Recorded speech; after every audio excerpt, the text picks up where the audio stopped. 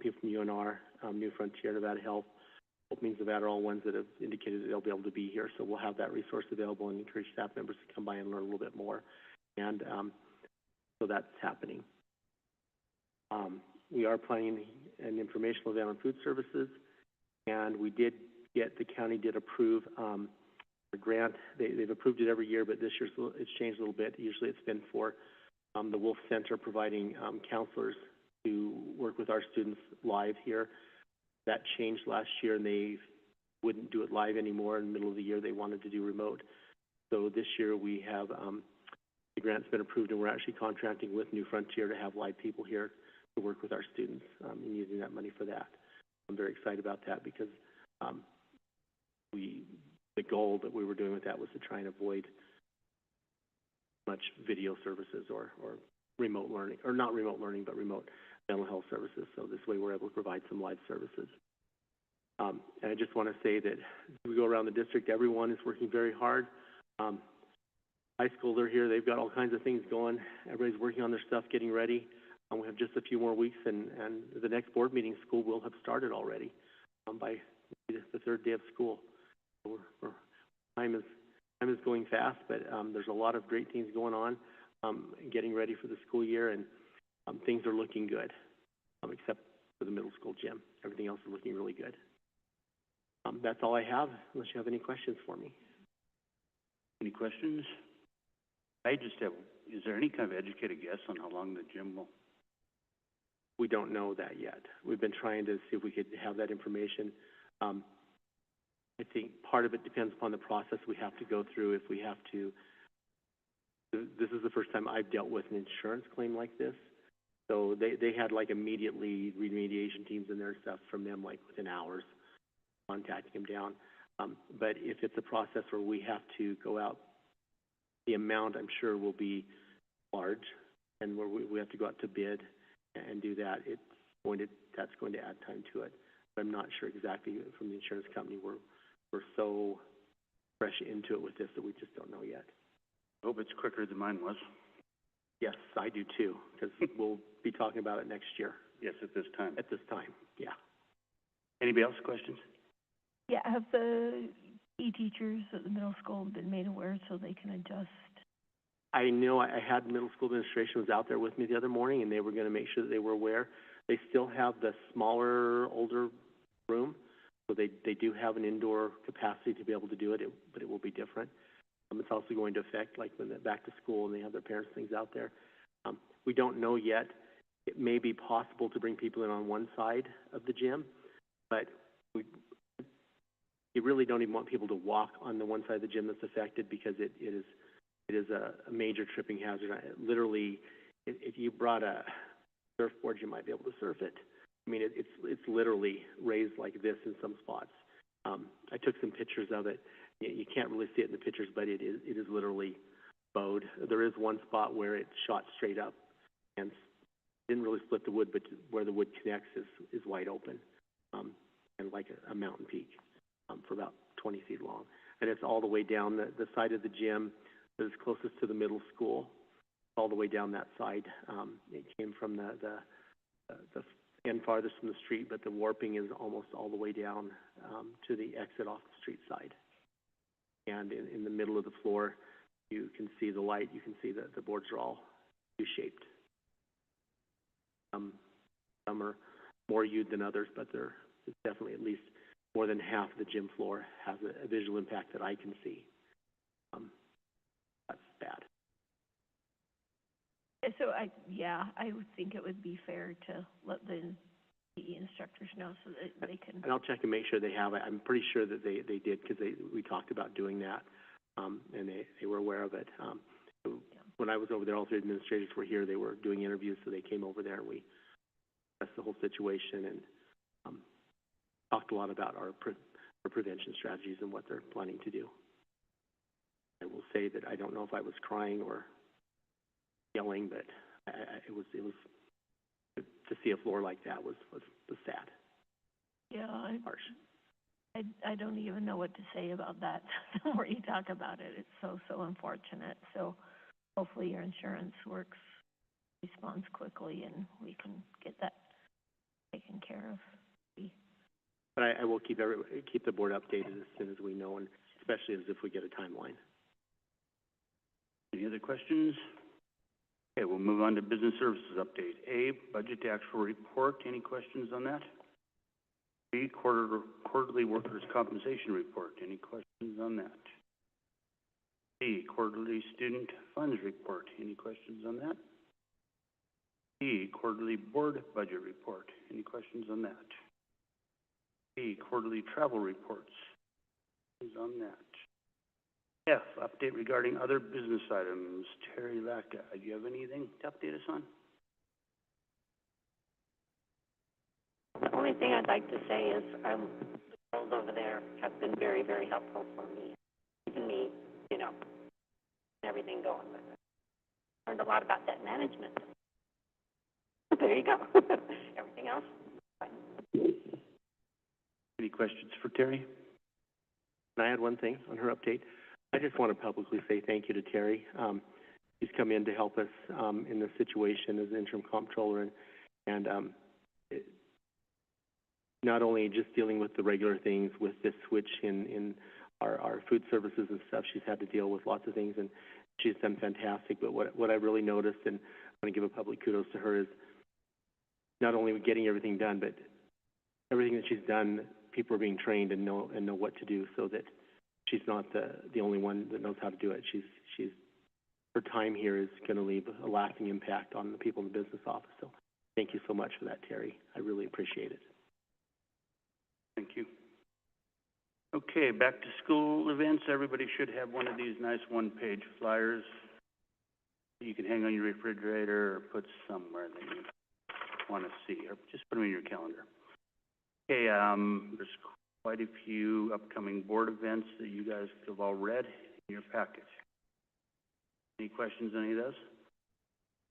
Okay, let's move on to consent agenda. For possible action, items may be pulled for discussion. A, approval of recommended personnel action. B, approval of vouchers. C, approval of June 2025 payroll. D, approval of June 23rd, 2025 special board meeting minutes. D, approval of June 25, 2025 regular board meeting minutes. F, approval of debt management policy. G, approval of the Churchill County School District Test Security Plan 2025-26. H, approval to change the September regular board meeting from September 24th to September 17th. I, approval of policy 1510.0, naming of facilities. That there's also regulation 1510, naming of facilities. J, recommended deletion of policy 4146.1, emergency family medical leave, temporary policy. K, recommended deletion of policy 4146.2, emergency paid sick leave, temporary policy. L, approval of policy 5121.0, exemption from compulsory attendance. Also regulation under that 5121, notice of intent to homeschool. M, approval of policy 6110.0, class size, second reading, and also regulation 6110, class size. And recommended deletion of policy 7170, COVID-19 prevention. I move to approve consent agenda items A and C through N. I need to pull B. Which one? B. B. Okay, so I have a motion to do A and C through M with a second by Trustee Bullock. Is there any public comment on consent agendas A and C through M? N. N? Sorry, I missed one. Seemed like a lot of reading there. Anyway, with that, all in favor. I'll call for a vote. All in favor? It is unanimous. Moving on to B. Yes, I need to disclose that I have a conflict of interest with consent agenda item B, McFadden Electric, of which I'm a managing member, performed electrical work for the school district. Therefore, I conclude that the independence of judgment of a reasonable person in my situation would be materially affected by this relationship. And because this is a clear case of disqualifying conflict of interest, I will be abstaining from voting on the approval of item B. We have a motion for B. I move to approve consent agenda item B. Okay. I have a motion by Trustee Guerrero-Getch, a second by Trustee Whitaker. Is there any public comment on consent agenda item B? Okay, in that case, I'll call for a vote. All in favor of, it is 6-0, with one abstention. Okay. Reports by board members. Let's start on this end this time. Gabriel Getch. Blakey. Ghetto. Whitaker. I'll be forwarding an email with information. National Association, so just be looking out for that. Just had policy meetings this week. Next week I have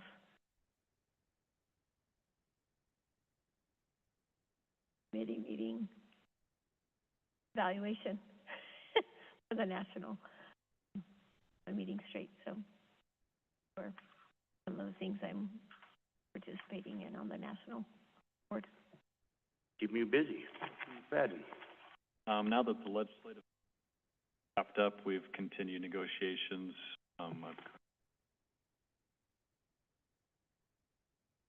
Thank you. I do not have any. Moving on to new business, we are going to go with item D first, then we'll go D, A, B, C. So with that D, for discussion only, title funding and potential impact on the district. Superintendent Parsons. Thank you, President Malkovich. So if you'll see, I did write a memo and placed it in board book that explains what happens is that the state education agencies were notified on the last day of June that several components of the title grant funding would be paused by the U.S. Department of Education, and we would not receive it. We had a meeting with Department of Education immediately about it. The CFOs and superintendents met with them by way of virtual meeting and discussed it. And then a couple days later, we received some notification from the Department of Education. And I've been on the phone with them several times, and we've spoken with the people at the Department of Ed and the Nevada State Department of Education. And essentially, that money that was paused or frozen, they did fund last week 21st Century funds. We used to receive 21st Century.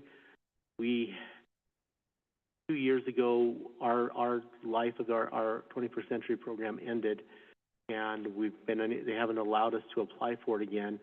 And even though we have petitioned them and argued with them and advocated for ourselves, they essentially the Title 1A funding, which is not frozen, we did receive that. States have received the Title 1A, which is very fortunate because that's the much larger portion of this. They did fund that, but we aren't able to qualify for those funds because of the amount of Title 1A money that we receive. So the 21st Century after school programs that we funded, and we've funded our after school that we've done with the Fallon Youth Club in different ways. Part of the way that we've used ESSER funds, and there's still some being used for that out of AB 495, but some is in this, so we're evaluating that. On the things that we can do. We don't want to stop those things, but we're going through with all the things and looking at them. Only partials. So what we're doing is we're looking at our titles. We've always viewed our titles, they're a way to enhance the learning for all students. They are intended, and the funding is given to us for at-risk students, but the way that they're directed and allowed to be used by most agencies, and we're one of them, is to enhance the overall experience for those students. So it may mean that if Superintendent Parsons qualified for this funding, there's not something that's bought just for me to use. My entire class will use that, and that's how the title works. So we're looking at it as a whole. So, and the state is allowing us to, all districts, we can rework our Title 1A funds. They've given us some support, and they're continuing to support us on our potentials. We're trying to run out any grant funds that expire in September 1st. They cannot go as long as we can without these. The last word that we have on them is nobody really knows. It's almost like the sounds of crickets and silence. We have, even through the emails that come from the National Superintendents Association and from all of our people, there's nobody hearing anything about it yet. And I looked at the news stories again today, didn't see anything. When they might unpause. Initially, I'd hoped it was kind of a political move for some leverage on something, but then what I thought it was for happened, and they didn't release the funds. So it's very this is just new territory. No one's ever been in before. Essentially, the state has said, plan that you won't get these funds right now. It may take at least 18 months before we even know anything.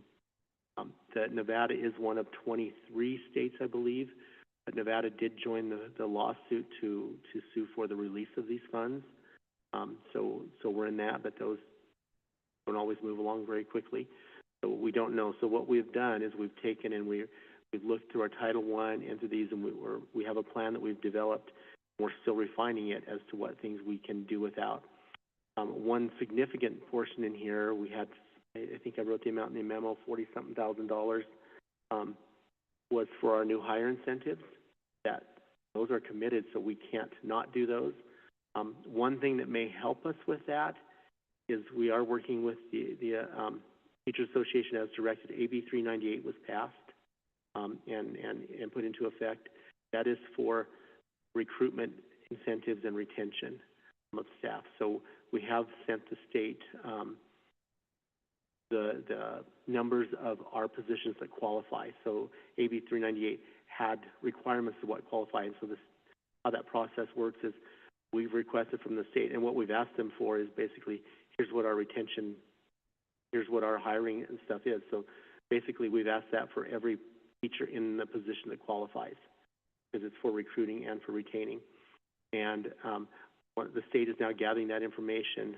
There's this $45 million chunk of money that is available for this year and $45 million next year.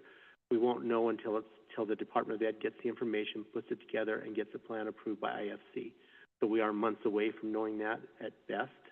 But if it works the way that we're hoping, that could assist in teachers that are working in those areas that are qualified, and that's a way that we could help with this funding shortfall on that. We're not planning on, we're hoping for that, but we're not using that as part of our plan right now because we don't have it sure on that. So that's one way that we hope helps. A couple other things that we're looking at is in the titles there are two support positions that are currently not filled. So we plan to not fill those until money is released. We for years we had one McKinney-Vento liaison. We currently have one, but we've had a position open for two. McKinney-Vento money is less. The reason we had two is we were funded more, so we used it that way. It has dropped down, so we feel confident that job can be done by one person. It will mean a lessening of availability for students as quickly, but for students that need it right away, we'll prioritize that and we can make it work. Carol Johnson did do that position as a single person, the only employee in that position for years, so we can do that. There's another support liaison position that currently is emptied as well to support our Title VI objectives. That's funded fully out of not out of Title VI. So that position we won't fill. So those will provide some good chunk of this. Some of the other things, some of the supplies for classrooms and things like that, we just won't have that money for. There's some for project-based learning and different things in there. But mostly, fortunately for us, there weren't as many things tied to salaries. There are some things tied to like contracts for math support. We've had some professional development support with math. We can part of it was put in this money. Out of title, we can do more of that. We're examining to see if there's any way to draw some AB 495 funds out quicker and utilize those, but that's a temporary thing because down the road, only so much, and when they run out, whether they run out in 3 months or a year, they run out, and the amount won't change on those. So that's what we're doing. So at this point, we think we have a pretty good plan that's going to cover most of it. Our goal really is not to have it take away from other things. I don't want to say that the things that were in the titles were things that we didn't need, because we do need them. There are some things that we can find ways around or not do, but they are directly for some students. So right now it looks like we're going to be able to do that. I really hope that we get funded, but we're not going to bank on hope that it might happen, because at this point I did put in there the guidance issue that was placed on every single one of our grants. Actually, every grant in the state falls under these categories. That was placed by the Department of Ed in there, basically saying, here's your here's what your, assurances are, you're approved. So let's say kudos to the grant teams because everything was in there and approved. This is the first year in a long time that everything was done and in. I mean, the state didn't even accept applications sometimes till after this point. This year we have everything in, it was all approved. So if they fund the money, we can immediately start drawing it. But the guidance from the state that's attached to everyone is to remind us, if we don't get this money, you don't get it. Basically, if you spend it, you might not, the state has no money to give us for anything that's covered under those. This also has a direct impact on the state because they get to keep some money as the cost of managing the grants, and that funds staff and things there too. So at the Department of Education, this has an impact with their indirect costs as well. So it's far-reaching, it's nationwide, and it's not very pleasant. The amount's $203,000. I chose not to give you every single detail of what we're planning to do because we're still working out the details, and it could change before school starts on that. But there are some things that, if we do, that we can institute later on in the school year as well. If this, that is what I have. If you have questions for it, I'm glad to answer those.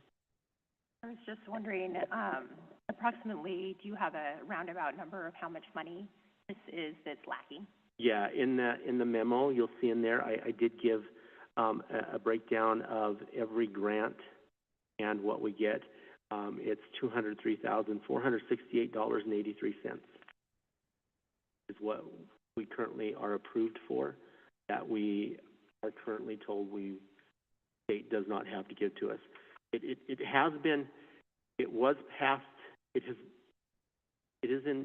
passed in the budget by Congress. It was passed, and the wording reads that the Department of Education shall fund states this money, but the Department of Education has paused this money. So there's a video that I think it's North Carolina that's the lead for the lawsuit that we've joined, and their Attorney General. If you search for it, you'll probably see it online. He does a very good explanation on the legal aspects from his point of view. But then it depends upon how it's interpreted and goes out in the court of law. But he says that the money is there and is funded. It's not money that's not there. It is funded. But it's just the U.S. Department of Education has stopped the distribution of the funding. Has there been any discussion at the state with using the education stabilization funds to bridge the pause, or is that not even a realm of possibility?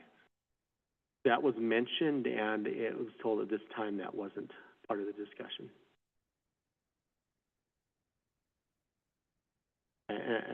That could end up being a possibility if they take it through those channels. Right now, their word to us is don't expect any of it from any source.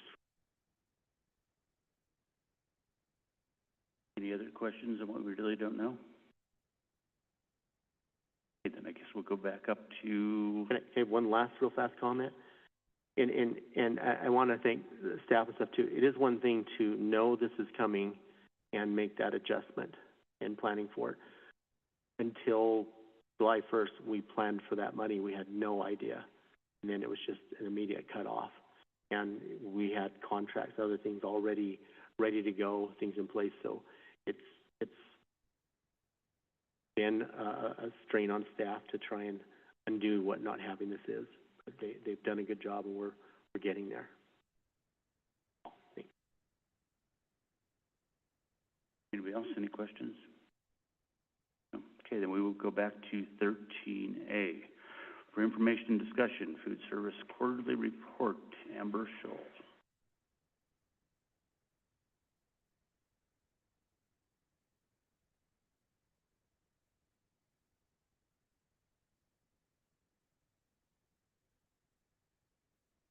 Okay, for the record, my name is Amber Scholl. I am the Director of Dining Services for Chartwell's K-12, representing Churchill County School District. So I just put together a really short and sweet QBR for you guys because I know we have some other matters to discuss, mainly with our free and reduced meal applications and some changes to the food service program. So just gonna kinda go through this. I kinda left out all the fun stuff, unfortunately, but, no, we're gonna point, but, so, gotta work this thing. All right, so we're just gonna go over some of our partnership highlights. The free and reduced, FARM stands for free and reduced meal applications. Some results that I have, just of some numbers for you guys, and then some concept and programs that are upcoming, and then we'll just so this is my team at Chartwell's. I just like to have faces with names. We have our DVP, our RVP. We're gonna have Paul Tapia, and we're gonna have my boss, Brooke Thompson. She took over for Carl this year. She's not up here yet. I didn't have her picture yet, but we're gonna have them at our next board meeting so that you guys can see them and ask them questions and talk to them and be reassured that Chartwell's has this. Okay, partnership highlights. So I kind of crammed a bunch into this, but some main partnership highlights that are upcoming for this school year are we're going to be doing the community event at the Raptor 3C. We're going to be catering that. I'm also going to have a booth there.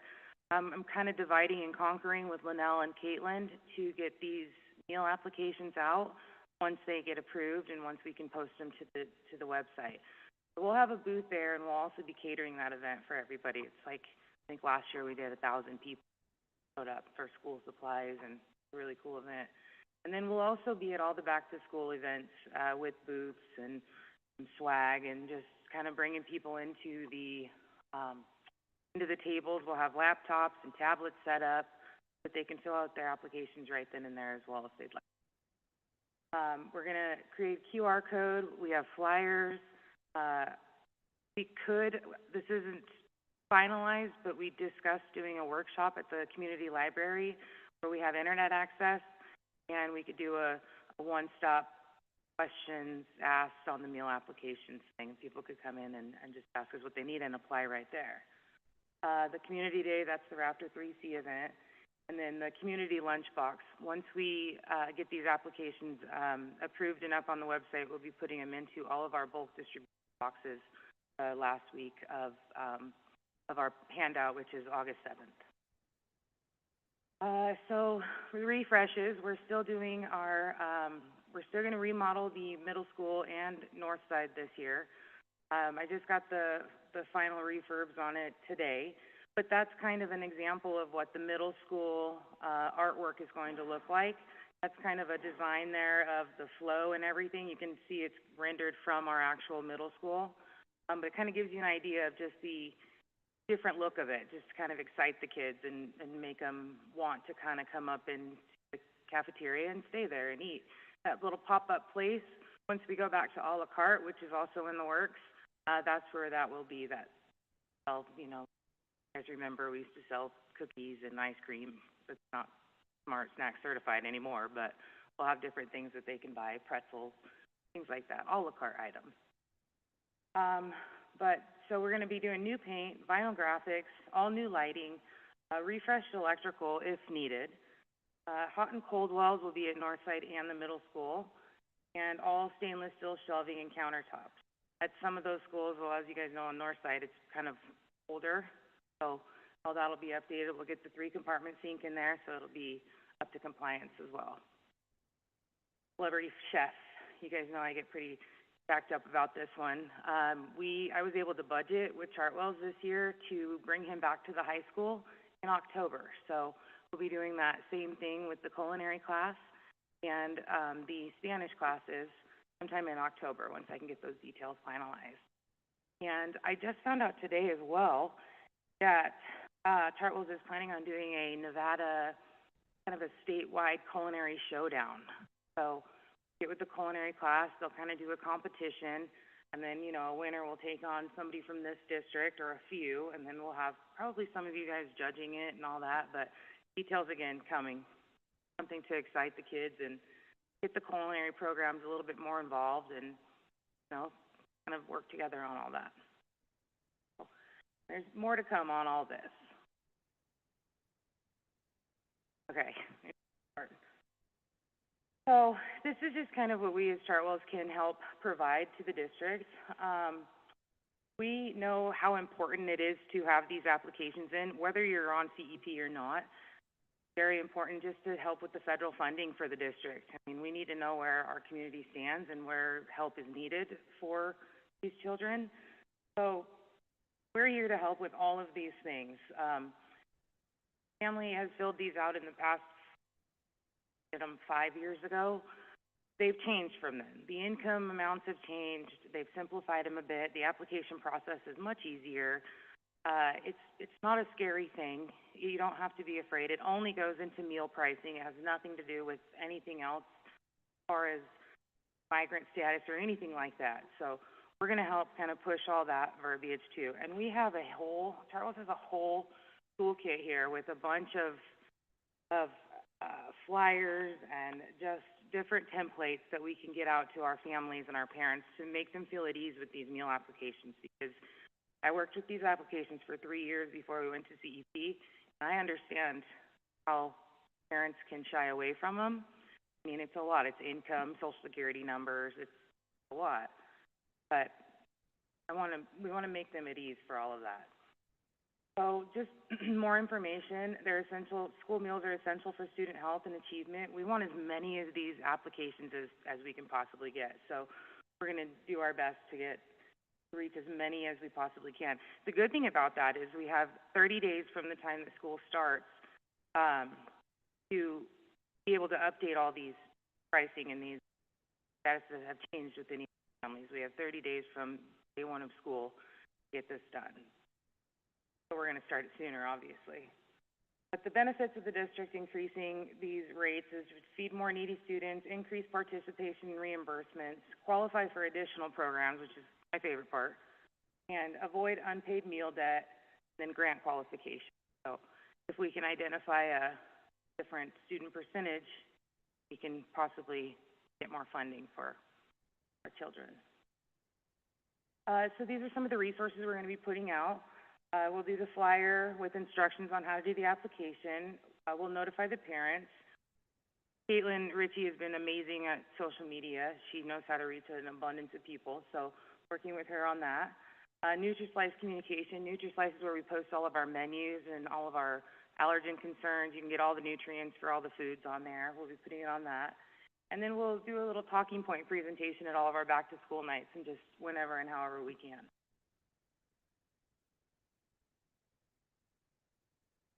Okay, just a few results here. I just wanted to post our flyer that we put out for the summer program in case you guys haven't seen it, just so you can see exactly what we were doing and what we're still doing and who we're providing to.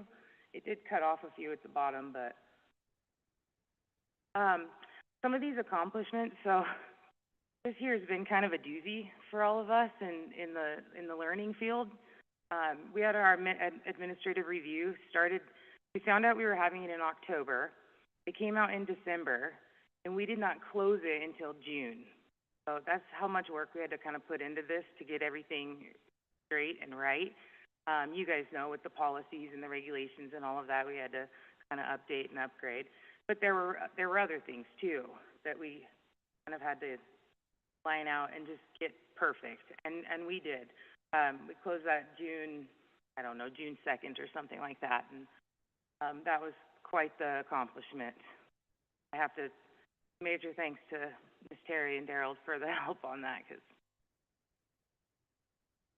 increased participation at each school, every school. We increased participation at every single school, minus Northside. We had a bit of a struggle there. I think you guys know the issues. We just had some staffing and just not as many students there as we had in the past. Not by many, maybe 20, but still. But what we did do is we doubled our numbers, our lunch numbers at the high school and the middle school. Last year we were feeding about 180 on average for lunch. We maxed out, I think, at 330 at the high school at the end of the year, and about 320 at the middle school. So that was huge. I mean, you know, those are the hardest kids to reach, those secondary schools.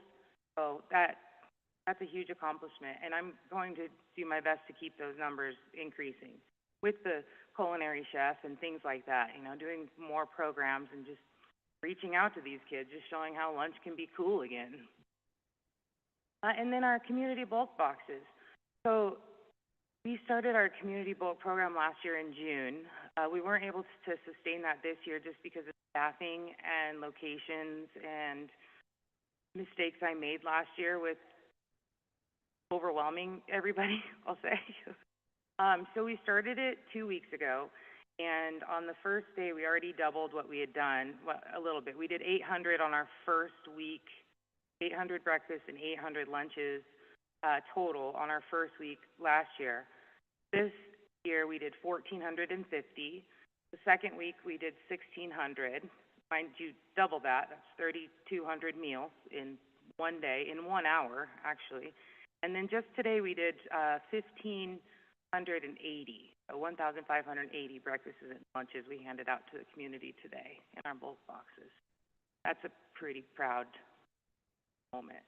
Really fun to see that line gather and all the kids come, and our community is so grateful and receptive for that. So thank you guys for allowing us to do that. And we're doing that in Numa this year, which was a great move due to the fridge and freezer space. All right. So concepts and programs. You guys have seen these before. This is not something that I was able to implement as much as I wanted to this year, as far as the So Deli, the smoothie bar, different things like that are still on the table. We're still going to be knocking those out and trying hard for those things. Number one, to increase participation, but just give these children something different. So we were able to do more choices, which exactly what increased our participation at the high school and the middle school.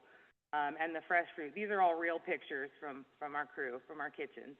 And then the Global Eats, that was part of the Celebrity Chef event, which this year we're kind of throwing in a Southwestern menu. They've kind of grouped us into the Southwest, so we have a little bit more of a, I don't want to say spicy, but a little bit more of a variety on our menu here for all the schools. Excited about that. We're going to continue to do the holiday meals. Those are one of our favorites. And then just customer relations. We're going to do as much and everything as we can. We'll do all the literacy nights and any things as we can to help cater any event. I'm hoping to be asked to do the bags for the back to school meeting for you guys, but I'm awaiting for that one. I'm waiting to be asked. Discovery Kitchen. This is something we do every month. Each of these are, as you can see, linked to a month, but we'll be bringing those back. We have just a bunch of marketing things for that, and we'll do different menus. We do hand out samples, and just another way to engage our kids and to give them something new, and they can vote on things. And I think you guys have seen me do a couple of these, but we're going to be doing them monthly. And then the Mood Boost. We'll definitely be doing the Mood Boost. I've been talking about Mood Boost forever. It's a 7-week educational program.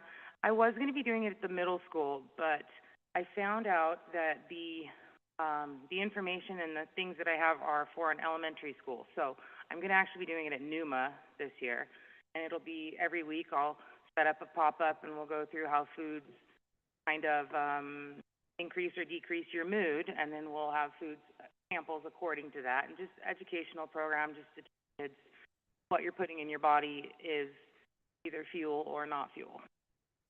And then deli stations, we are going to bring out the deli stations at the high school. I have the deli bar already purchased and ready to go. And then the children will be able to just build their own sub and then go to the checkout line and check out. It's got to be, a reimbursable meal, of course, but it'll all be on the deli bar, so it can kind of speed up the lunch process for that station. And then there's the smoothies again. We do have our Vitamax blenders, and we will now have 2 cold merchandisers. We have one at the high school. We'll have another one at the middle school, where we can pre-make these in the morning and just pop them in the merchandiser, and the kids can just grab and go. A lot of these are already made to be reimbursable meals because they have their fruit and their milk, and some of them even have like spinach or something like that. That'll be another way they can just grab one, head to the checkout, and on their way to class. Kind of the idea this year is the speed of it all, because everybody's going to be a little rocked with having to put their numbers back into the point of sale system. But we're working on that. I'm getting with IT to kind of upgrade our system. Linnell did make everybody's food service number the same as their student ID number, which it wasn't before. It was a completely different 4 or 5 digit number, and nobody could ever remember it. I don't blame them.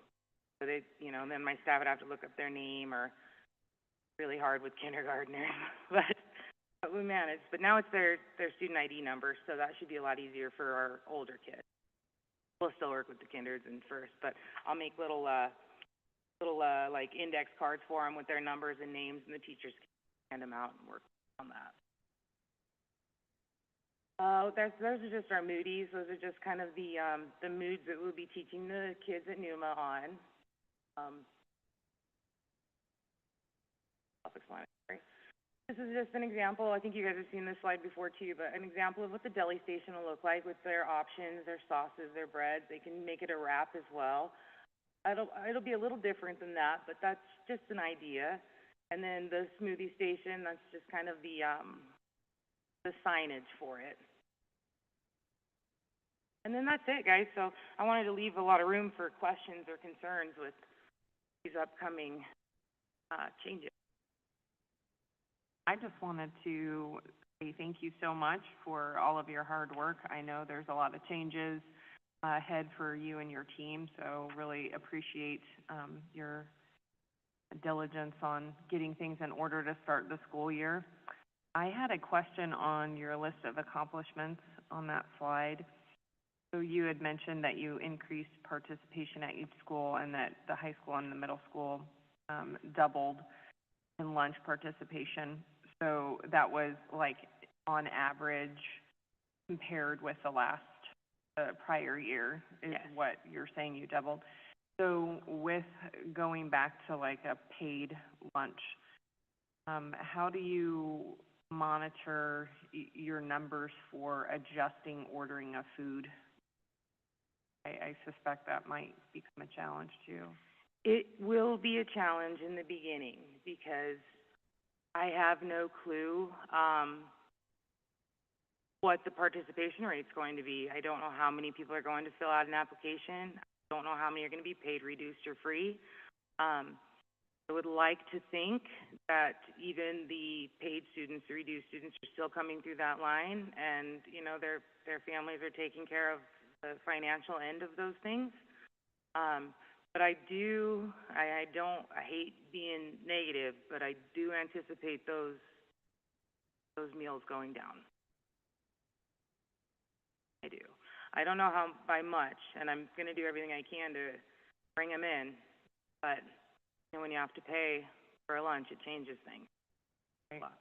And then my last question was also related to your community bulk boxes. And first off, I just want to say kudos. That's just amazing, the work that you and your team do over the summer to help make sure that families are getting nutritious meals. Is that program funded through a special grant that helps you provide those boxes for families over the summer? It is part of the summer food service program, so it's along with the summers when we were feeding the summer school kids. Mm-hmm. Same program, same funding from the NDA. It's all the same. They just allowed us last year and this year to do this community feeding program, funding that they have in that summer feeding. And do we know if that's continuing for the 25-26 year? We don't know. No, I didn't know if it was going to be continuing this year. I was just hoping. Mm-hmm. So. Okay. Well, thanks so much. Yeah, thank you. Quick question, again, thank you for your work and your team's work feeding our students. It's very important. But the high school deli bar, what's your plan for monitoring kids' portions from taking 5 inches of meat on a piece of bread? That's a really good question. That's a really good question. You must have teenagers. So there's a couple things there. So I was thinking I'm going to have 2 cashiers at the high school. So One would be, I'm going to set up one cashier over here at the end of the lunch line and then one over here at the deli station. And so I'll have a monitor there. The other option is to individually portion everything, which is doable with we have these deli wraps. So it's not like we'd have to plastic bag everything. It's like parchment paper. And so we could put their 2 slices of cheese in there, their 3 slices of meat, and then just kind of stack those up like that. And then, of course, have, our rules and regulations. So 2 options there. Probably, I might even do both, depending on how they are. But our high school kids are they're really respectful to my kitchen staff, and they're not trying to cause a muck. If they're that hungry, we'll make sure that they're fed. But I think one time they would do it and then not do it again. I got a lot of moms in that kitchen. But yeah, so two ways there. Thank you. Any other questions? Thank you very much. Thank you, guys. I appreciate your time. Okay, moving on to B, for discussion and possible action. The board will receive information on participation in the National School Lunch Program, determine student meal prices for the 25-26 school year. Center Superintendent Parsons. Hi, thank you, President Malkovich. So, sorry, just seeing the information that we provided, and just a recap that we made a determination to participate in this program, so we have to set the lunch prices. So on our application that was due June 30th, we had to set a price, and we set the price on there to cover, but the board can set, we can change the price. But we had to put a price in there on what we would do, so we based that price upon what our meals cost. So that price was set at $4.25 for lunch, $2.15 for breakfast. So the board can take action to change those prices of meals and do that. This is a very high learning curve for us because we don't have staff here that really have worked in this area before, so we're learning a lot. Carrie, Ronell, Amber, and Mike has been heavily involved, done an amazing job trying to figure this out. But I'd be remiss if I didn't say I'm grateful for their work, but we are all very aware of that something new we learn almost every day. And so there could still be things we're not totally aware of coming up, but we think we've got a pretty good handle on it. I think we've got it figured out. We have a lot of rules, so I think we're getting those figured out. Terry did an amazing job with the application. It kept sending it back, and for what we, lack of a better word, the I's dotting and T's being crossed. But everything on it was done excellently, and it was approved. We did just receive from Amber, brought it tonight, and so we provide that to the board and copies for the public about the reimbursement rates that they'll provide us. We haven't had time to figure out exactly how that affects us. We just received it as we walked down to this meeting. So we can have an idea or base some ideas on that, but we don't know for sure yet. But what we do know is that the board can change those prices. That we did update the information because we realized just a short while ago that there was a mistake in some factors that we had on the sheets that were provided as this item in board book. So these are the same outlay, but it's got more information and calculated on a 10-month basis on what it might cost. So I think the question that was asked for Amber in the last one, how might it impact the meals and how she orders, we really don't know. So what Terry did is she went back, she recovered the information on how many meals that we were doing in FY20, the last year that we participated in this program before we went to CEP, and then our numbers from this year. So then she came up with an average number of meals per month. Now, by all indications, how this will work is that starting August 2nd, the district will be able to get a file from the state that contains a list of our direct cert families. What that means, families that qualify under the direct cert is what was used to identify our CEP rate. What that means for us now is families that qualify under direct cert, which means that they are provided, they receive benefits that are reported, the Department of Ed can check, and so that file comes back to us. Their direct cert, they do not have to apply for free and reduced lunch. They're automatically qualified. So during the first week of August, we will be mailing letters to all of those families that qualify. We don't know how many yet. We've been practicing with it, and there's something not quite working right, and the state keeps putting new files for us that doesn't have any information in it. So we're working on that. We do have one from May. The June's not working. We're not sure why, but that detail's been worked out. But in July, the August one, though, will be August 2nd, and that's the one that we'll base on. So any family that's direct cert, then they're qualified for the year.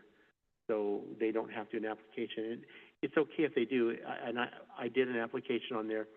If they go in Infinite Campus through their portal to do an application, and they mark that they're receiving one of these benefits, the application is very short and simple then, and they're almost done. So it doesn't make them enter all that information because it's not required anymore. So that should help a lot of our families. We don't know how many we're going to have for sure, but it could be a number that it looks like maybe 1,000 to 1,200 direct certs. So that will be significant. That will be very helpful. Then it's the process of helping the others that anyone else that might qualify to get their application in. And then we have a process set up for those to be reviewed. They have to be reviewed by 2 people and through there. Any student that moves in has a month, I believe, to apply for this. They can be covered for a month. If they move in their direct cert from somewhere else, that moves over, I believe. So there's lots of little things we're working that out, how it's supposed to work. A couple of the other school districts have been very helpful in helping us with how they do it. So that's going to qualify a lot of people without needing to do the formal application. That's going to be a good thing. And then there is another thing that was on the press release that we sent out. Press releases, they provide this is what you have to send. We had a little bit of stuff that we could change in it, but not a lot. It says on there if they were direct cert last year, they have 30 days from the start of school to apply.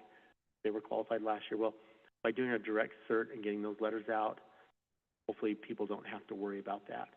But since we were CEP, everyone was receiving free reduced lunch.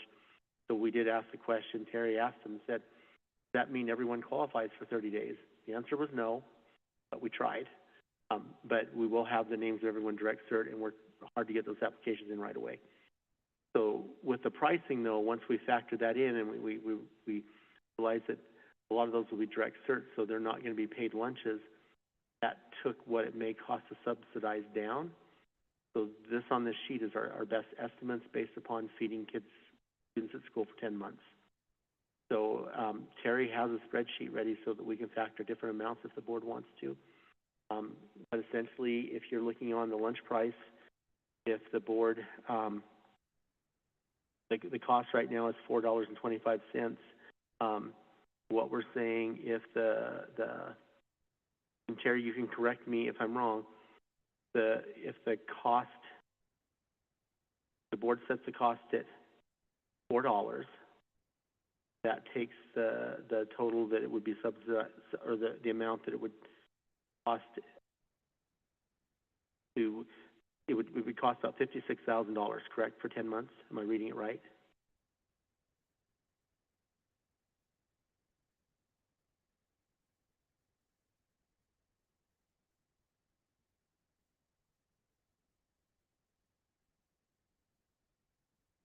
Probably not a true reflection, so that's when I took the average that was paid. The last, I did 17, 18, 18, 19, and 19, 20. And it comes up to about 25%. Okay. So if the board drops the price by 25 cents, how much did we figure that was going to cost annually, subsidized? $14,000, okay. So 25 cents is about $14,000. So by Terry doing those figures and adding in those ones that we expect will be direct certs, based upon the historical and stuff, that means less money to subsidize. More affordable to do that. So it's about, so every 25 cents is about $14,000 that is subsidized. As we know now, I will say, so a couple other things for discussion. What's in the memo?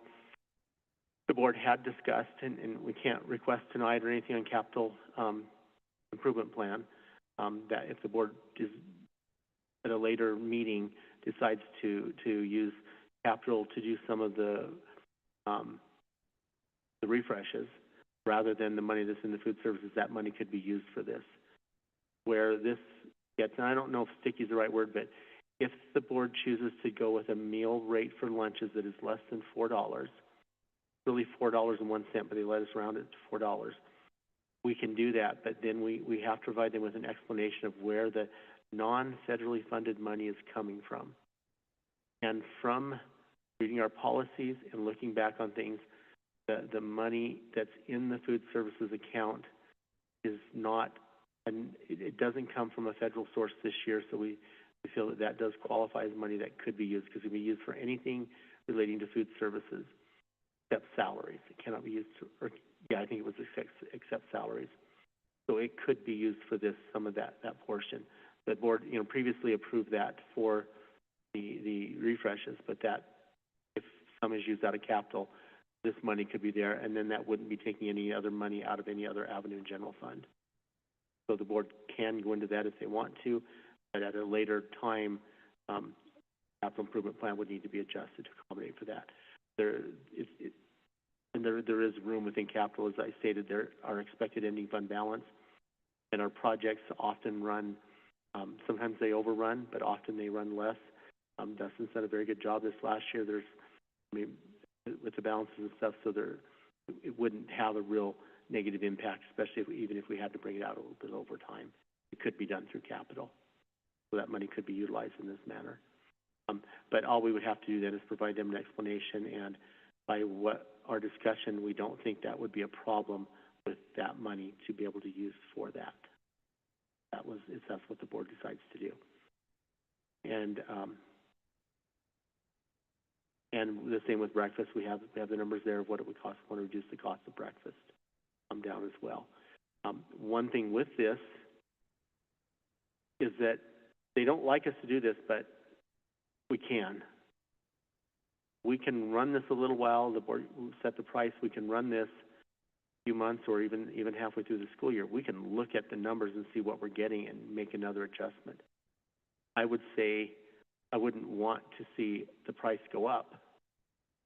But if it's doing and costing less than we thought, and the board wanted to lower the meal price, I think that's an okay thing to do. There's nothing to prohibit us from doing that. They stated to us they don't like to see that happen, but it is a very doable thing. I think especially if it lowers. If the price were raised, I think that would create lots of problems and confusion, especially families budgeting things. If it doesn't cost as much as we're thinking and we can lower it midway through the year, that's possible for the board to do as well. Normally I wouldn't say let's just run it a while and see, but this is new to us. We're working on the best information that we have, so it will take time for us to see exactly what the costs are. That's probably about as clear as sometimes, and we're trying to get everything we could and provide you with what we have to make it as clear as possible. I don't know, Terry, is there something that I've forgotten or maybe I didn't state very well that you want to clear up with them? Now for questions. Was there a recommendation from you in any of that? Well, I will say what my recommendation was going to be. Let's set the price at $4 for lunch and go from there. And we did figure out today, and just later today, that our subsidizing cost might not be as much as we had thought, because originally that was quite a bit more money than we thought. And we did I know that our costs may be different from other districts. You have, Terry, what you found. So Terry did some research and got what other districts are charging. So if the board wants that information, she can tell us what that is, just to give us an idea. Would you share what you have, Terry? Thanks. Sure. So I have for Douglas County, they do elementary lunch is $3.25, middle school lunches is $3.75, and their high school lunches is $4. Elko does elementary lunches at $3.40, middle school lunches at $3.65, and high school lunch at $3.90. Carson City does elementary lunches at $3.50, middle school lunches at $3.75, and high school lunches at $4.25. And for breakfast, Douglas does $2.25 for all of them. Elko does $265 breakfast for everyone, and Carson does, breakfast at $275 for high school and $175 for everyone else. Carrie, may I ask where those numbers came from? Their website? Okay, because I know that Carson is wrong on that. I know that they charge $4.25 for a lunch for Carson. They know. Yes. High school lunch, I have. High school lunch, Yeah, yes. 4.25. Yes, is that what you said? Oh, okay, I apologize. Okay. Okay, so Lyon County, I reached out to Lyon County and Carson County, and that's where my recommendations came from. I sent them to you, so I just want us to be proactive on this, because if we go $4 a lunch, we will be losing money, the district will be losing money, and we'll have to increase prices. We start at the recommended $4.25, we can essentially lower them. It's also been told to me by the state that reimbursement rates could potentially go up throughout the year as well, depending on government funding. So I just want us to be proactive on this, and that's going to be, my fight if we increase those lunches, and I'm going to need to explain that. I'd rather do it the opposite way. Definitely. Yeah. So we're not really way far out of the ballpark of what others are charging with that. Our cost is $423.9 a meal. That's what our cost is, that we pay for. Well, $429 for lunch, or $423.9, correct? $423.9. So $424 is what we pay Chartwell's for a meal. That meal for breakfast is two meals for that rate. The breakfast essentially costs half as much as lunch. So in the bottom chart, you break out a tiered system, kind of like what the other districts have, which would total cost for the district at $43,644. I know you had mentioned that we can't get into the capital improvement and moving that stuff around, but would you feel that that is a comfortable option?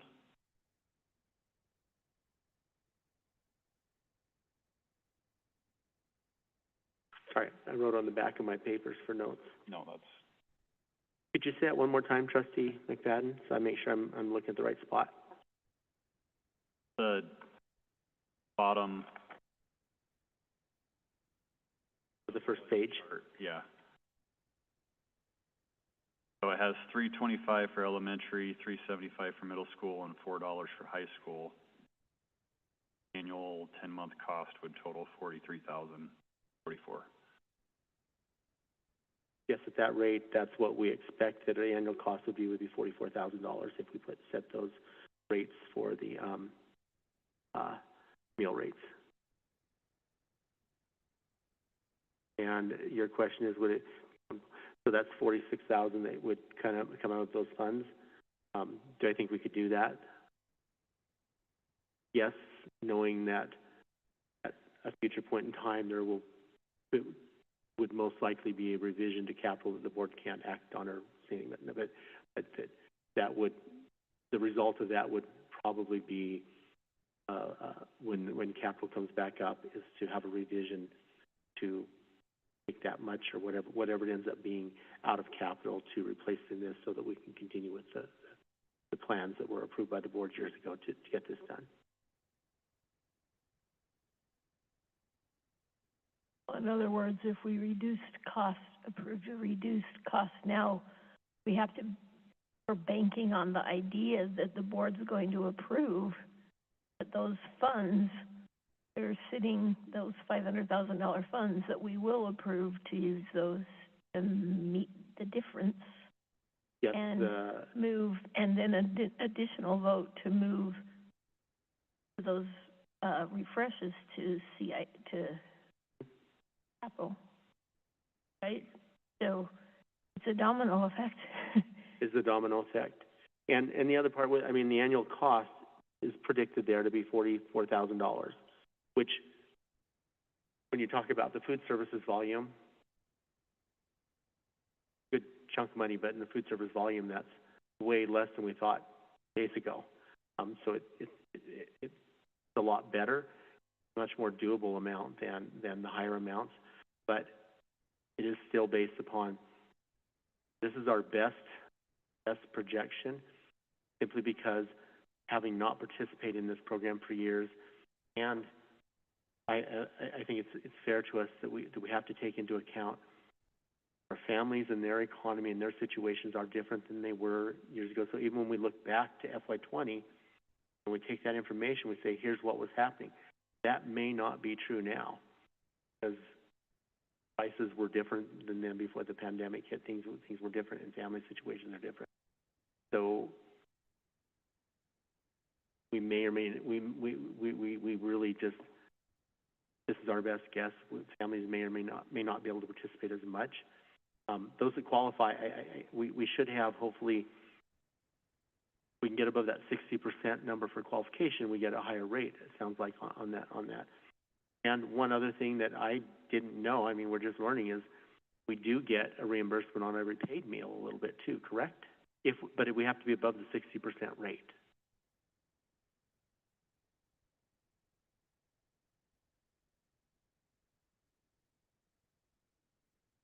You turn your mic on, please. Mike? Sorry about that. Whether you're above or below the 60%, you still get a reimbursement rate on the paid. And that's currently not factored into spreadsheets we have? No. What the state recommends doing is taking your vendor meal charge, which is the $423.24, subtracting your reimbursement rate, and then that cost, your meal pricing should be no lower than that cost, right? So if we were to get, I just averaged a 42-cent reimbursement rate. It looks like it'd be more than that coming out today, and that'd put us at $382 for a meal. So we want to be above that, Well, and for sure. the discussion here is for the district to help soften the blow of subsidizing more for the family. Correct.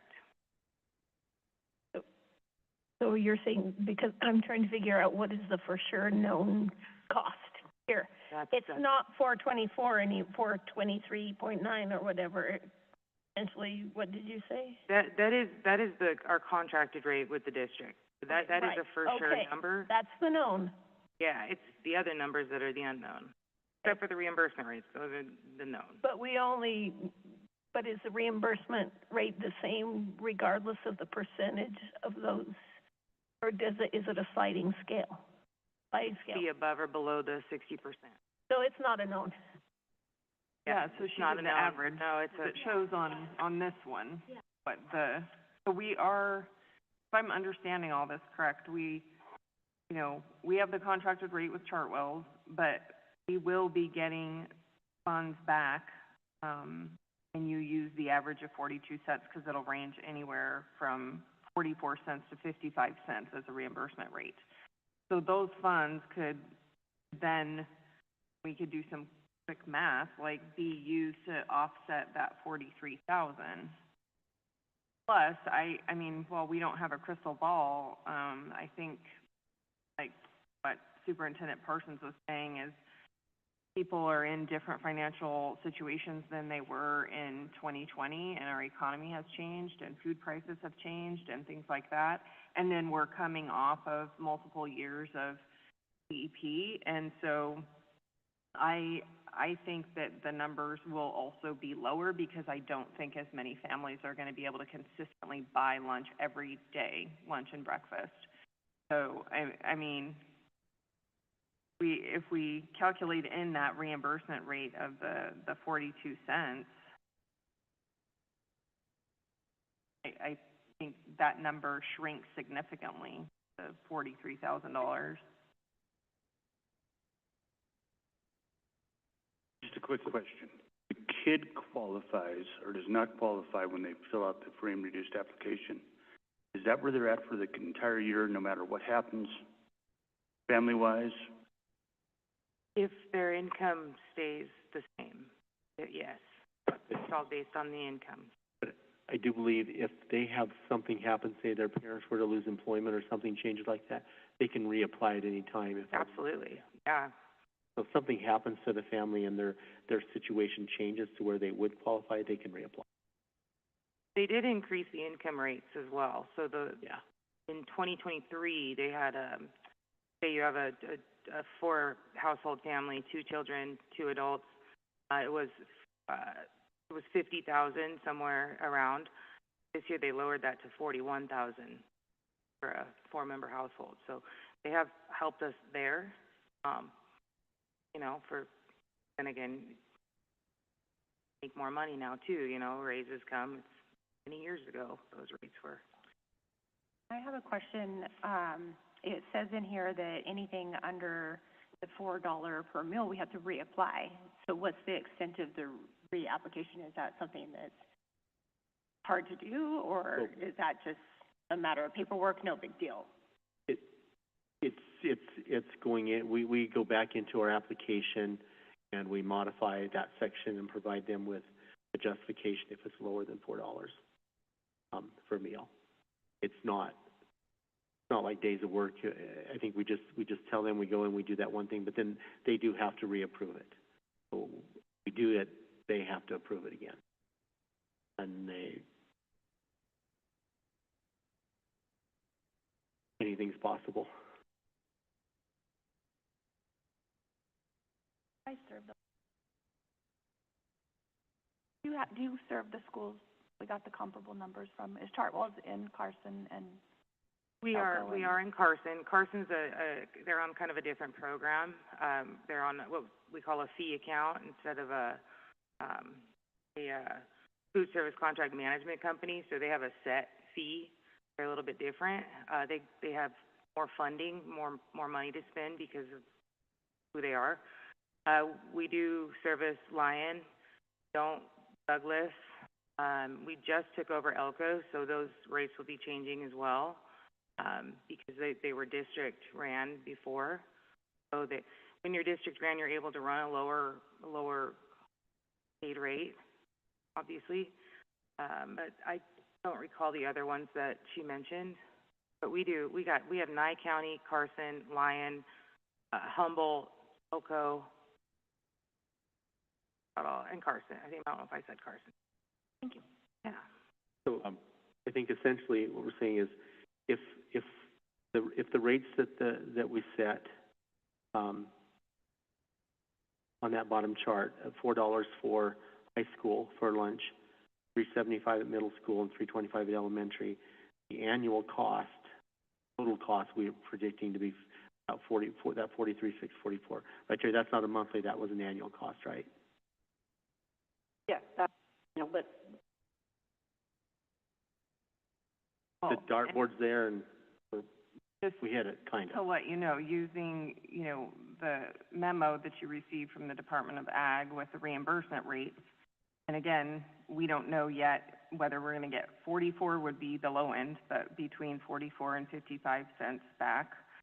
So that comes out as a 10-month rate to using like the 42 cents as the average, to $23,836 that we would be getting back.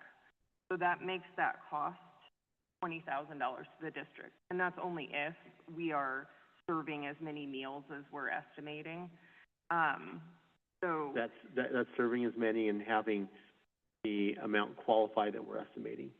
And after hearing what the rates are from some of the other neighboring districts, I feel that the $4, the $3.75, and the $3.25 is in line with what others are doing, and at least it's something. We're still getting, an average of 42 cents back per lunch on that. Just to clarify, we do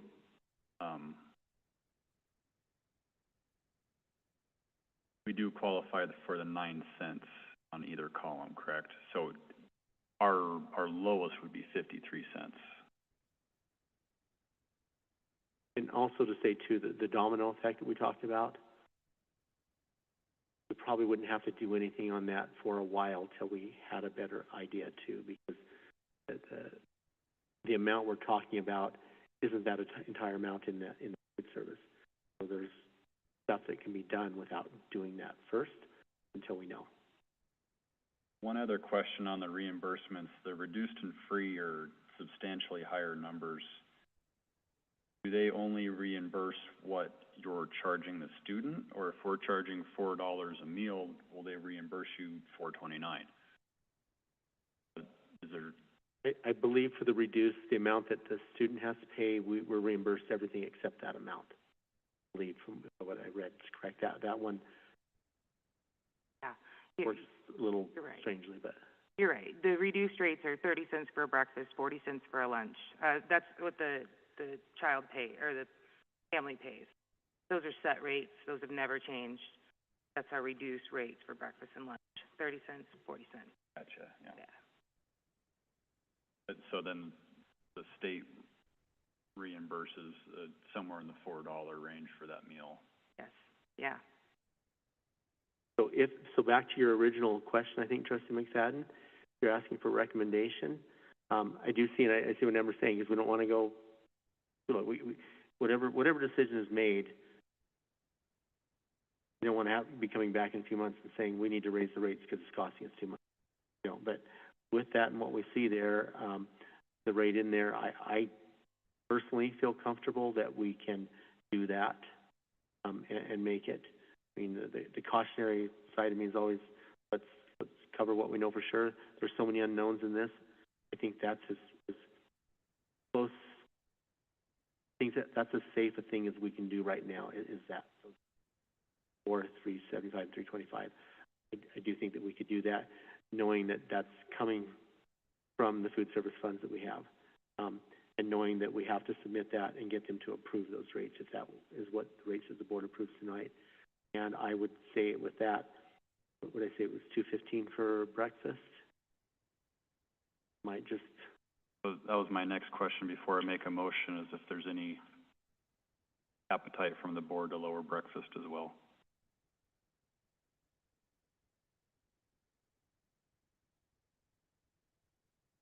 Which it appears there's also reimbursements for breakfast. Yeah, and just to piggyback off what you mentioned earlier with the 53 cents, the district, based on these numbers, are 10 months, we would get back $30,000. So 13,000. it would cost us roughly 13,000. And again, we're doing the best we can, like estimating, based on the data we have.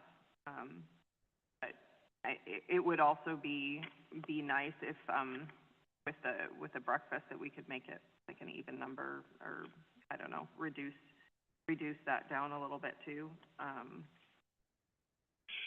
But on an even number, on 50 or something. well, the breakfast cost was at $2.25. You're looking at the center. Or, I'm sorry, I'm looking at the. You see the number for $2, which the annual cost is $13,770, which we know is somewhere between that and the lower number, based upon getting some reimbursement for the paid meals. So that, yeah, going from 225 to 2 would be an additional 13,700. The district. To the best of our knowledge, that would be the top end that it would be. With that said, I make a motion for breakfast to be set at $2, elementary lunch at $3.25, middle school lunch at $3.75, high school lunch at $4. For 25, 26 school year, correct? Yes, 25, 26 school year. We have a motion from Trustee McFadden, a second from Trustee Guerrero Getch. Is there any public comment? Seeing none, I'll call for a vote. All in favor? Unanimous. Thank you. Thank you, Amber. I will say too, our last rates, our community will be very pleased, because our last rates were $2.85 for a lunch, $3 for a high school lunch. So I think that small increase in the 5-year increment, very pleasing to those to the public. So that's cool. Thank you, guys. All right, thanks, Amber. Okay, moving on to item 13C, for discussion and possible action. The board will review the completed board self-evaluation and may take action to approve the self-evaluation or additional steps to improve board functioning. The presenter would be me. I'm going to start with a little bit here. We got this form a couple years back. I believe it was Trustee Whitaker, I believe it was Trustee Strasden at the time, and myself. for the self-evaluation. I think that's who was on the committee. Came out of New York State. So I got to the part that I did not fill out on the goals because there really was nothing to information. I started looking at New York schools. And the school board's goals are not the same as the ones the superintendent and school board come up with. Ways you would support those goals, such as funding a dean for the high school to hopefully help with attendance and discipline or whatever, so that would help our graduation rate, our attendance rate. So it's a different model, and we're figuring this out still as we go, but I just wanted to let you guys know that I had quite a bit of airport time yesterday, so I kind of went through several. I don't want to be New York, don't get me wrong on that one, but that is where we got this form from, so I figured I'd check to see what it said. So that is, after reading the results, I came up with that. And then the only other one I was going to say is on the whole ethics one of it. It was in a consent agenda in the January meeting. So that was in the consent agenda, and that might be something we have to look at. That maybe isn't the way it should go, because some people didn't remember it, didn't, whatever. So anyway, with that, I'm going to open it up, because I'm only one of 7 here. I'm going to open it up to anybody else that has any comments, questions.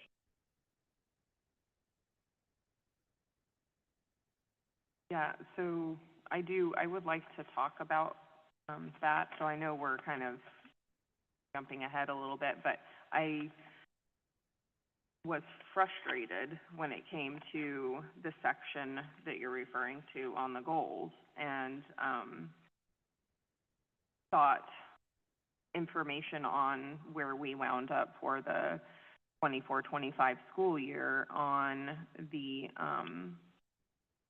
goals that had been set.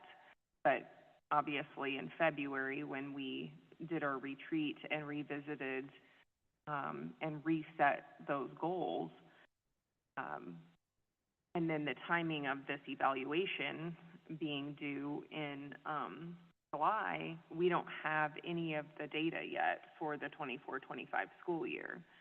So if we are going to use that section to evaluate those goals, then I think that we need to do that at a time where the data's come in, like whether that be, if the data comes in September, because I know that's when we receive data like on the graduation rate, for example, September, then we should be evaluating ourselves once we actually have the data to support and go along with that. Otherwise, I mean, if everybody wants to change what we're looking at as far as like our board objectives, then okay.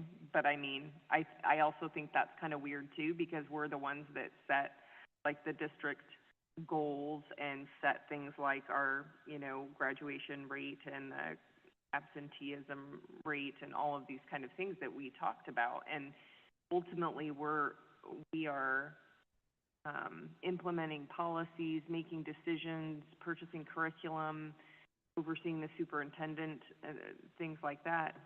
So we should be evaluating ourselves on whether or not those objectives were met, and we can't do that unless we have data. So no, I would totally agree. And we also are evaluating the superintendent also on the exact same. mm-hmm. So it was almost, to me, would have filled them out doing a superintendent's evaluation. Same point. Just how I felt about it when I started going.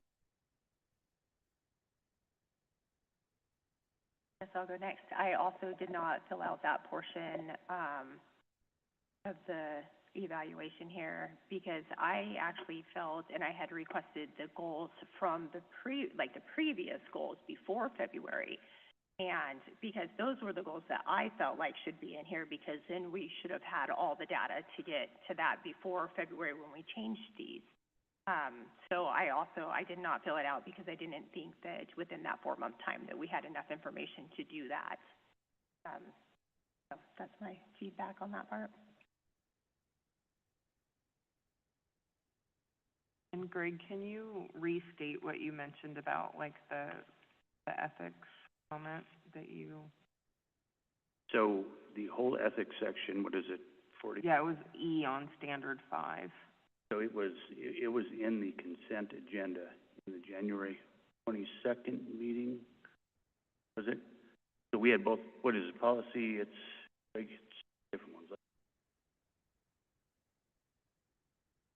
Anyway, I had Karina go back because I remembered it was consent agenda. So, And that must have been why it wasn't standing out in my mind, because I searched around and I was like, hold on, we didn't do that. and the only reason it rang a bell to me is Trustee McFadden, I believe, was asked, said, this isn't consent agenda? And Maybe it shouldn't be. I remembered that, question at the board meeting. And if I remember correctly, I think that it was done that way because of board discussion at a meeting or a retreat in the year prior. It had been decided to do it that way. That's what I remember. I can't remember the exact discussion on it, but that was why we did it that way.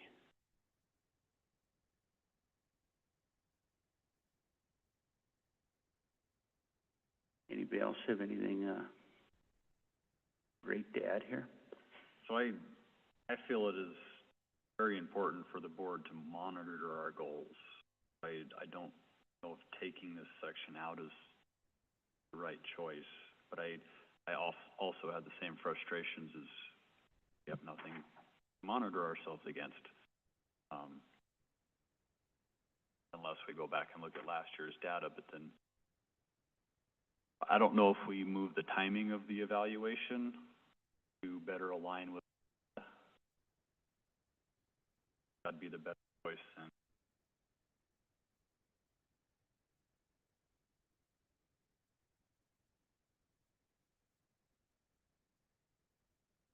Some of them are kind of far out, though. I mean, like, when would we, some of them are years.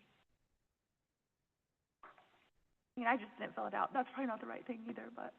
Yeah, and I mean, I would almost be okay if we had like the last data and we can see if there's a trend of an increase or a decrease, then we'd be able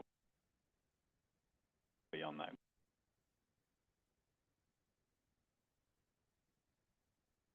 I agree with that as well.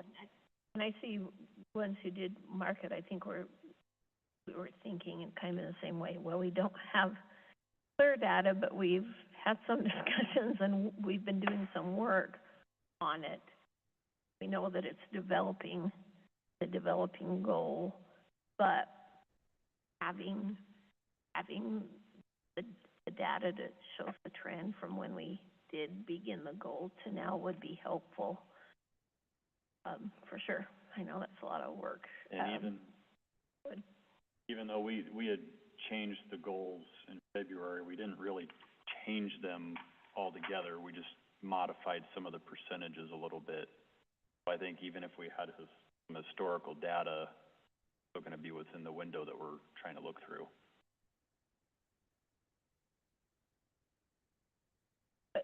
So Greg, you were saying though, is it this section or those are the school board objectives?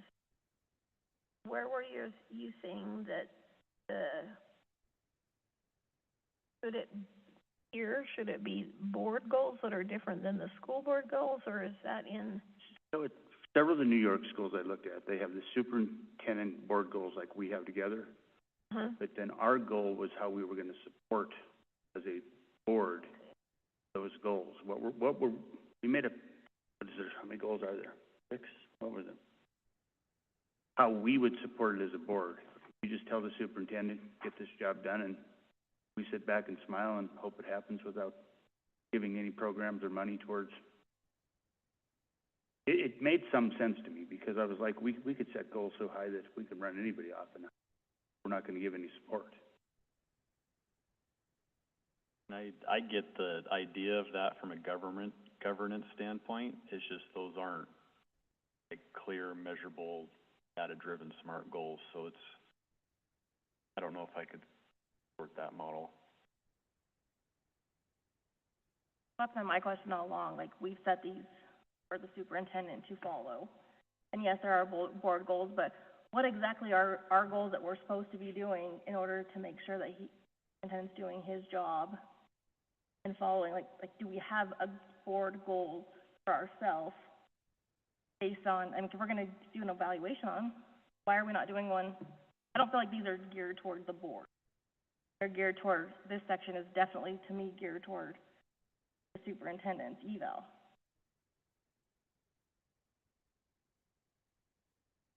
Which will happen shortly after we have all this data. It's a fascinating perspective.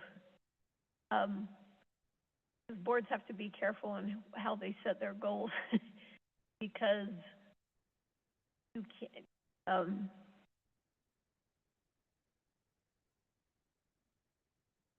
a goal is different than, some of that you can get into the trickiness of agendized items that need a vote. If you get too specific in them. And so I'm not opposed to that idea. I'm just, can you give me some examples of what some of those, like, do you remember any of them? I'm putting you on the spot there, Greg. So this one's goal was to provide a safe, engaging learning environment, promotes progress towards academic achievement and excellence. And then it gives in really small print, how they would do that by reviewing, approving a year-long plan for updating the district's math and ELL curriculum, including writing, which would involve all stakeholders in the process, review and monitor data on an annual basis. A lot of the items we really already should be doing. We should be getting data at every meeting. So it kind of falls in line with.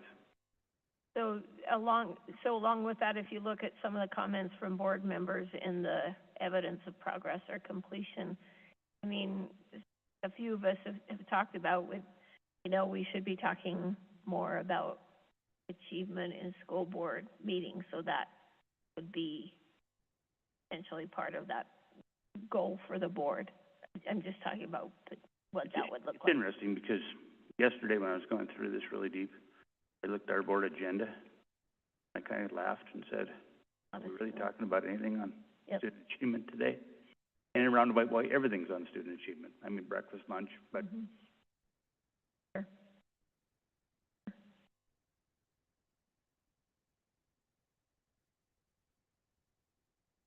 I guess I didn't think it would be a bad thing maybe to have as a retreat as one of the topics that we actually hash it out as a board and decide which direction we want to go, and if we want to make goals or we want to stick with. It does bother me if we do these in our board evaluation in October and we do his in November. I don't know how much different that's going to look if we're evaluating the exact same thing. I guess it would give a heads up to the superintendent a month from now, something's going to happen or not happen. And I will say that as I looked through and looked at the evaluation and how it was filled out and stuff, I think I said to a couple people, it's almost like second evaluation in some form to me, because my role as superintendent is to help support and the board with the goals and things the board has, and some of those things that are on there, not just that area, but the other areas too, are directly how the board accomplished them is through the work that's done through the superintendent's office. And so when I look at some of those, I'm like, those are areas that I need to examine, just what I'm doing going on, because that's how, in order for the board to accomplish the goals that are set and all those areas, a lot of it has to do with how it's coming out, and that has to do with the board supports me to get this stuff done and to meet the needs that the board members have and the things that they see and the goals and stuff that are set in there. So a lot of the board evaluation is tied directly to what you see in my evaluation too. I mean, in that way, you communicating with us more clearly what you need, I mean, makes a lot of sense. Because if we give you these goals and you don't have what you need and we don't know what we don't know. You have $208,000 sitting around? Yeah, that one. That one, yeah. But in other ways, if there are considerations either through policy work or through discipline and attendance, or, I mean, through any of the committees that we're on that we can adjust or make changes, focus on discussion on. And I do think that you're absolutely right there, and I think that we're seeing some of that starting, some of the discussions that we've had, and some things, especially with some items that we're working on for the policy committee, is that drives lots of things. And I know we don't want to have policy for everything, but those things that are very important that affect education, that need to have certain parameters or conditions set up for them to happen effectively for our students, that is where a policy is required, or something, because and that's what I am learning more, the power of that and trying to utilize that, because many of the things that I've dealt with, both good and bad, over the past 2 years, were done because of policy or because of not following and understanding policy, not necessarily by me, but within the district, other places too. So those policies exist for a reason, and that is a very powerful thing that the board does with policies, because that does set the stage for lots of things to happen within those parameters. Some of them are like, some of them are like just have to happen to comply with laws, but there are other things with policies, and such as one we're working on with curriculum, that will have a greater impact on students. We have the potential to do that and set some very clear expectations, and that's the board and the superintendent working together. It's not just what I'm saying when I'm done being superintendent in 20 years or whatever. The next superintendent has these things that are in policy, that those things have to continue. And so the goal is to have things in policy that are working and helping to progress forward as well, I think. Almost every district had a goal, this one here, to develop an ongoing policy review cycle, seeks to align policy and practice as well with applicable state and federal laws. And we can admit, those have been on the board for a while. Policy committee was really active, and it became, and this year it's back really active again. We almost have to make sure we keep that going all the time, instead of all of a sudden waking up and saying our policies are 5 years old. I just want to add that, to your point of maybe holding a board retreat to discuss, like, prior to the next time around, if we're going to change the date and what we're going to do with the goal section, so that we're not repetitive, or if we are repetitive, I don't know, set some guidelines there.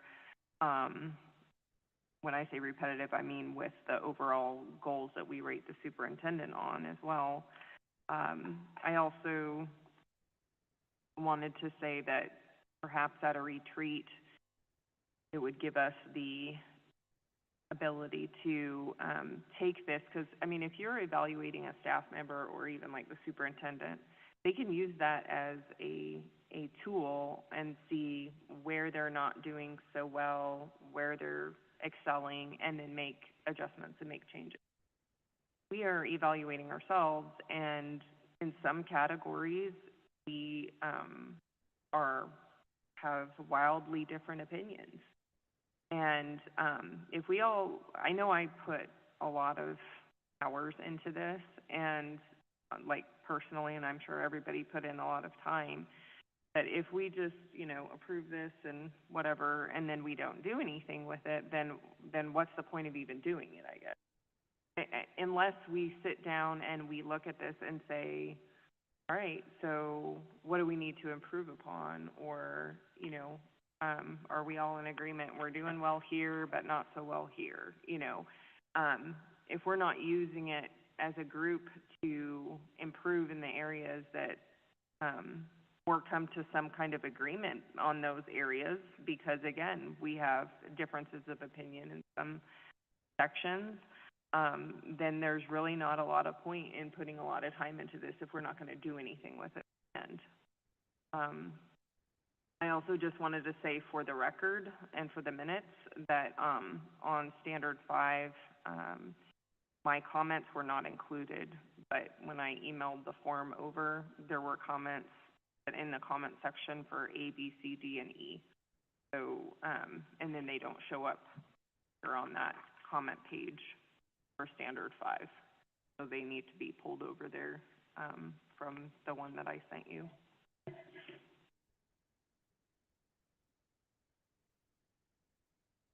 Anybody else? Do we want to just have a retreat here coming up at some point and have this as one of the main items to relook at? I mean, we looked at this group last time, 3 of us. It probably wouldn't hurt for everybody to, now that we've done it fresh.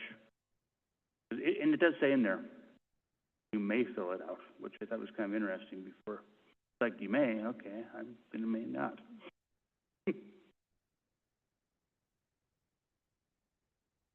We do a retreat, I think we need to have, more discussion and possible action, so that if we come to an agreement on things that we need to improve or changes that we need to make with it, that we are able to do so. Agree. Anybody else have anything on this one? I know that some of this is in defense of the work that we did originally, but discussions we're having now about the evaluation itself, our focus has been more on how we can support the superintendent better, and the discussion about we need to be focusing on student achievement more. I can guarantee you the conversations were not happening with the old evaluation. So although it's not perfect and we're all working through how to make it as effective as possible for us as a board, we're moving in the right direction, and this tool has helped with that. So I'm hopeful that it will continue to do so with a reminder that student achievement should be our focus, and our behaviors as a board and working as a governance team is really important. So thank you, everyone, for doing it, even though it says May, on that, and for taking the time and being honest and sharing your thoughts. I appreciate that, and looking at what you have to say in your comments. There are some variations in what we agree and don't agree on, and potentially we might be closer than we think in our views of that and how we looked at something, and so it's worth it. I think there's value in having a discussion about that and coming out with something, an action plan, or whether that's the board goals or not, with a retreat. So am I hearing that we want to do a retreat probably here soon, like once school starts, area, and go have this as an item? And it might be interesting to actually have the ones we scored and maybe come up with where we got some of these. I mean, personally, I think it would be awesome if we could have a retreat, like, once the data comes in from the goals. Even though we might not necessarily be using it for this, it will be helpful for the overall conversation, I think.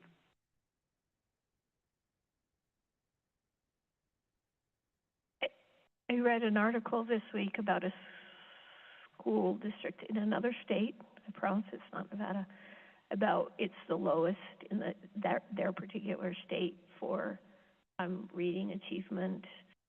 And the article was interesting, not written by an education reporter, but a state newspaper.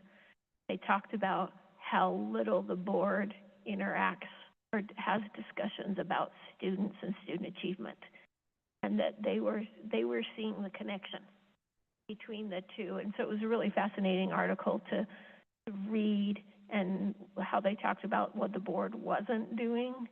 So it was great to compare that to what we're working on. And I'm hopeful, continue to be hopeful, that we can do the things that are best so that students can achieve when we support everybody in the system. Anybody else, or do we just want to move forward with, I'll get with Karina and schedule a retreat date that works for everybody, or does it make sense? Do we need to approve this? I think we have direction. I mean, I think I have direction. I don't know what the motion would even look like, so we probably better skip it. Okay, we'll move on from that one. Okay, 14, discussion and possible action regarding future agenda items as requested by the Board of Trustees and clarification of requested agenda items. Trustee McFadden. I have nothing new tonight. Whitaker. Trustee Ghetto. Blakey. Trustee Girl Getch. Bullock. I don't have any either. Next, board agenda setting, Wednesday, August 20th, 2025 at 4:15 with you, Trustee Bullock. Yep. And then we will start scheduling for the September one shortly. Okay. We have closed session? Okay. 16, closed session for discussion of possible action, discussion of negotiations and strategies regarding contracts with Churchill County unrepresented employees, Churchill County Administrators Association, Churchill County Education Association, and Nevada Classified School Employees Association pursuant to NRS 288.220.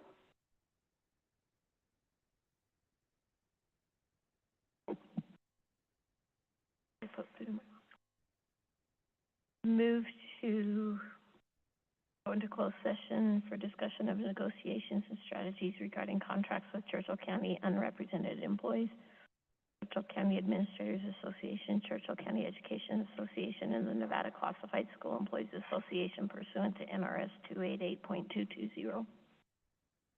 Okay, I have a motion by Trustee Whitaker, second by Trustee Ghetto. Is there any public comment going into closed session?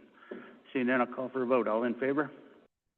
It is unanimous. We're now in closed session.